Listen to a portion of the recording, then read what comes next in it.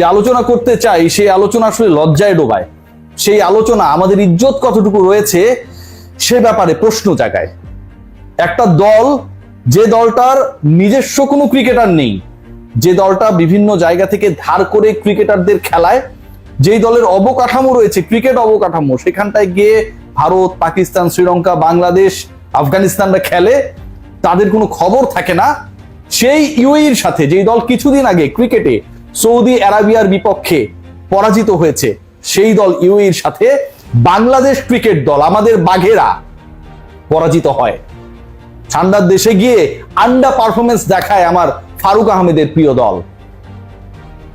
আজকে যখন খেলা হচ্ছিল তখন বিগ স্ক্রিনে দেখা যাচ্ছিল বিসিবি প্রেসিডেন্ট উড়ে গেছেন এমিরেটসের ফ্লাইটে বিজনেস ক্লাসে বসে খেলা দেখার জন্য।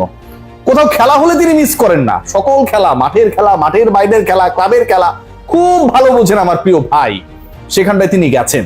এর আগে একটা স্ট্যাট দেখিয়েছিলাম যে ফারুক আহমেদের এক খেলা দেখতে 11 লাখ টাকা বিসিবি খরচ করে। সেই খেলা দেখতে গিয়েছেন বিসিবি প্রেসিডেন্ট। এটা অবিস্মরণীয় না করে আমাদের টিম টাইগার্স পারে। বাংলাদেশ দল, যে দলটা প্রিপারেশন নিতে চেয়েছে পরাক্রমশালী পাকিস্তানের বিপক্ষে কিভাবে লড়বে, সেই দল এখন ইউএইর সাথে পারে না। পরের ম্যাচ, এক্সট্রা এডিশনাল ম্যাচ যেটা বাড়ানো হয়েছে, সেটা হারলে বাংলাদেশ ইউএইর সাথে সিরিজ হেরে যাবে। কি একটা অবস্থা ভাবতে পারেন। এই ফারুক আহমেদের টেনিউরে বাংলাদেশ ওয়ানডেতে জিতেছে মাত্র 1 ম্যাচ, হেরেছে 8টায়। টি20তে ক্যাপ্টেন্সি নিয়ে অনেক ভেলকি দেখিয়েছেন আমার প্রিয় ক্যাপ্টেন লিটন কুমার দাস। স্বীকৃত ব্যাটারদের মধ্যে আজকে যে মাঠে 205 রান টপকে ইউএই জিতেছে, সেখানটায় 125 স্ট্রাইক রেটে ব্যাট করেন।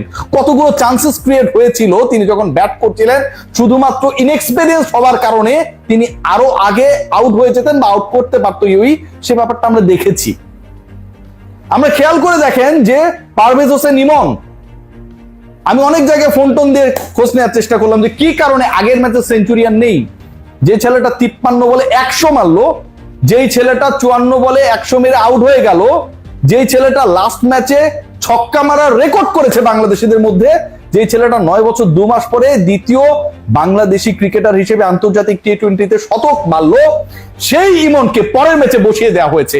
এখন আপনারা তো জানেন যে তিনি ইনজুর্ড, এটা ওটা, এইগুলো বিসিবি পাঠিয়েছে, আর সেটাই আপনারা দেখেছেন। আমি এই মুহূর্তে যে কাগজটা দেখাচ্ছি বাংলাদেশ ক্রিকেট বোর্ডের মিডিয়া রিলিজ, সেখানটায় বলা হয়েছে, স্পষ্টভাবে বলা হয়েছে, কি বলা হয়েছে জানেন? সেখানটায় বলা হয়েছে যেটা, সেটা আমি পড়ে শুনে এবং আপনারা দেখেন।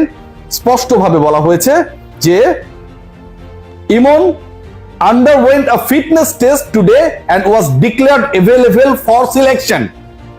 তিনি একটা ফিটনেস টেস্টের মধ্য দিয়ে আজকে ম্যাচের আগে গিয়েছিলেন and declared available for selection, নির্বাচিত হওয়ার জন্য, একাদশে খেলার জন্য তিনি ওকে ছিলেন।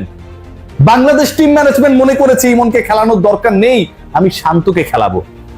ইমন আগের ম্যাচে ছক্কা মারা রেকর্ড করেছেন, এই ম্যাচে শান্ত একটার বেশি 6 মারতে পারেন নাই। 9 ওভার 2 বলে যখন বাংলাদেশের 205 রান চেস করতে নামে আফগানিস্তান, তারা যখন 100 পেরিয়ে যায়, বাংলাদেশের সেই 100 পেরুতে বাংলাদেশ প্রথমে ব্যাট করতে নেমে লেগেছে 11তম ওভার পর্যন্ত। কারণ আমার ক্যাপ্টেন লিটন কুমার দাসকে তো টিকে থাকতে হবে, কিছু রান করতে হবে। 125 রেটে স্ট্রাইক রেটে ব্যাট করলেন, 32 বলে 40 করলেন। মোটামুটি আগামী 10টা ইনিংসে তাকে নিয়ে কেউ কোনো কথা বলবে না, ক্যাপ্টেন্সি নিয়ে কোনো কথা হবে না। ওই যে ওয়েস্ট ইন্ডিজের বিপক্ষে তিনি জিতিয়ে এনেছিলেন, সে কারণে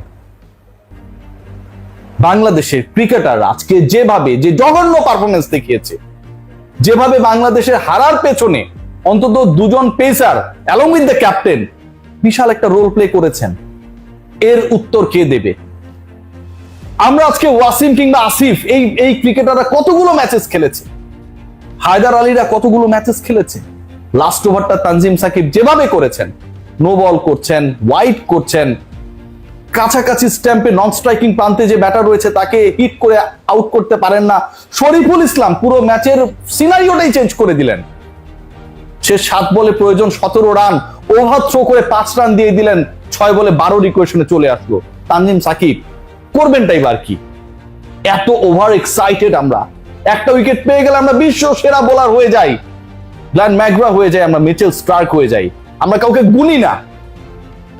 সেই ওভারথ্রো 5টা রান বাংলাদেশের এই ম্যাচ হারানোর পেছনে, ইজ্জতকে ফালুদা বানানোর পেছনে, ফারুক আহমেদের ইউএই ট্যুরে রয়্যাল বক্সে খেলা দেখার আনন্দটাকে মাটি করার পেছনে বিশাল রোল প্লে করেছে ভাই।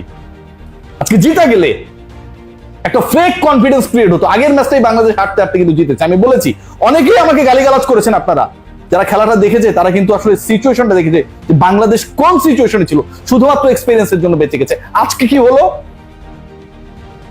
অনেকেই সান্ত্বনা খোঁজার চেষ্টা করছিল ফেসবুকে, সোশ্যাল মিডিয়ায় অনেক ভাবে যে 200 রান টপকানো স্কোর বাংলাদেশ যতবার করেছে, দে হ্যাভ নেভার বিটেন, এবং 200 রান যতবার করেছে Bangladesh have been beaten for a single time against UAE. Nahid Rana বলে গতি আছে, অনেক বড় তারকা বোলার, ইদানিং ভাবটাও অনেক বেড়ে গেছে, মাথা থাকতে হয়তো রে ভাই। অভিষেক টি-20-তে 50 করেছেন রান দেয়ার, পরের দিকে উইকেট পেয়ে কোনো লাভ হয়নি, বাংলাদেশ জিততে পারে নাই। প্রথম ওভারে 18 রান দিলেন, পরের ওভারে 14 রান দিলেন, তারপরের ওভারে 12 রান দিলেন। কি চমৎকার পারফরমেন্স! নাসুম আহমেদকে ঘুরিয়ে নিয়ে বেড়ানো হয়। আমার যে একজন প্রপার বাঁহাতি অর্থোডক্সের দরকার, নাসুমের এখানে কোনো আত্মীয় স্বজন নাই রে ভাই। মেহেদী হাসান, মিরাজদের কেউ থাকে না। বাংলাদেশের মিডল অর্ডার বলতে তাই কোনো কিছু থাকে না। আজকে যেভাবে বাংলাদেশ পরাজিত হয়েছে, আজকে বাংলাদেশ যেভাবে বিশ্ব ক্রিকেটে আমাদের ফ্যানদেরকে, সংবাদকর্মীদেরকে, যারা সংগঠক তাদেরকে, যারা রাত ভরে খেলাটা দেখেছে, যারা বাংলাদেশে ব্রডকাস্ট করেছে, সবার আবেগকে যেভাবে পদদলিত করেছে, এটার কোনো ব্যাখ্যা হতে পারে না।